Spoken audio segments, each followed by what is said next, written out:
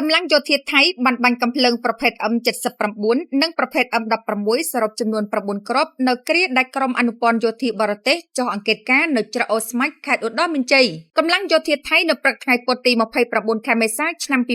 2026បានបាញ់កាំភ្លើងប្រភេទ M79 និងប្រភេទ M16 ចំនួន5លើកចន្លោះពីម៉ោង 10:35 នាទីព្រឹកដល់ម៉ោង 11:09 នាទីសរុបចំនួន9គ្រាប់នាគ្រាដែលក្រសួងការពារជាតិនៃព្រះរាជាណាចក្រកម្ពុជាបានដឹកនាំក្រុមអនុព័ន្ធយោធាបរទេស MACPP ប្រចាំព្រះរាជាណាចក្រកម្ពុជាចុះអង្កេតការណ៍នៅច្រកអូស្មាច់ខេត្តឧត្តរមានជ័យលើកទី2ប្រចាំឆ្នាំ2026ក្រុមបាត់ជប់បាញ់ចូលជាធរមានលោកស្រីឧត្តមសេនីយ៍ឯកម៉ាលីសុចិតាអ្នកនាំពាក្យក្រសួងការពារជាតិបានឲ្យដឹងថានៅថ្ងៃពុធទី29ខែមេសាឆ្នាំ2026បានជម្រាបជូនសាធារណជនអ្នកសារព័ត៌មានជាតិនិងអន្តរជាតិមេត្តាជ្រាបថានៅថ្ងៃពុធទី29ខែមេសាឆ្នាំ2026វេលាម៉ោង 10:20 នាទីព្រឹកក្រសួងការពារជាតិនៃព្រះរាជាណាចក្រកម្ពុជាបានសម្របសម្រួលដំណើរទស្សនកិច្ចលើកទី2ប្រចាំឆ្នាំ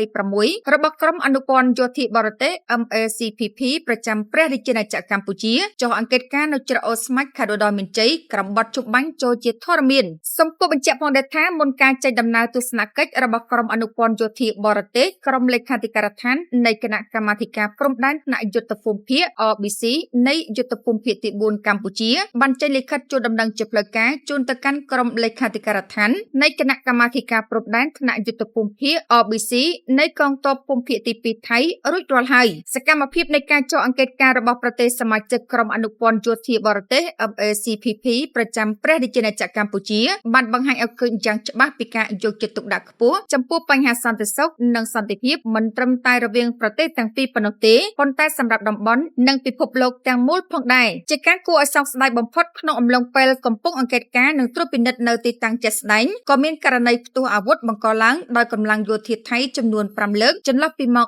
10:35 នាទីព្រឹកដល់ម៉ោង 11:09 នាទីដោយបានបាញ់កាំភ្លើងប្រភេទ M79 និងប្រភេទ M16 សរុបចំនួន9គ្រាប់ជាមួយគ្នានេះកងកម្លាំងរបស់កម្ពុជាបាននឹងកំពុងបន្តតាមដានយ៉ាងយកចិត្តទុកដាក់និងប្រុងប្រយ័ត្នខ្ពស់គួរបញ្ជាក់ផងដែរថាហេតុការណ៍នេះគឺផ្ទុយទៅនឹងស្មារតីនៃបទជប់បាញ់និងកិច្ចព្រមព្រៀងទាំងឡាយដែលភាគីទាំងពីរបានឯកភាពគ្នាដើម្បីកាត់បន្ថយភាពតានតឹងនិងលើកកម្ពស់សន្តិភាពសន្តិសុខនិងភាពស្ងប់ស្ងាត់នៅតាមបណ្ដោយព្រំដែនក្នុងនាមជារដ្ឋដែលគោរពច្បាប់និងមានការទទួលខុសត្រូវខ្ពស់កម្ពុជាប្រកាន់ខ្ជាប់នូវការដោះស្រាយជម្លោះដោយសន្តិវិធីហើយការសម្រេចបាននូវសន្តិភាពយូរអង្វែងរវាងប្រទេសយើងទាំងពីរដែលរួមចំណែកដល់សន្តិភាពស្ថិរភាពនិងឯកភាពក្នុងអាស៊ានគឺទាមទារការបដិញ្ញាចិត្តពិតប្រាកដនិងការគោរពពេញលេញចំពោះច្បាប់អន្តរជាតិធម្មនុញ្ញអាស៊ានក៏ដូចជាសន្ធិសញ្ញានិងកិច្ចព្រមព្រៀងដែលមានស្រាប់ទាំងអស់ដែលចងភ្ជាប់យើងក្រសួងការពារជាតិនៃព្រះរាជាណាចក្រកម្ពុជាសូមបញ្ជាក់សារជាថ្មីនូវការបដិញ្ញាចិត្តយ៉ាងមុតមាំក្នុងការគោរពនិងអនុវត្តយ៉ាងពេញលេញខ្ជាប់ខ្ជួន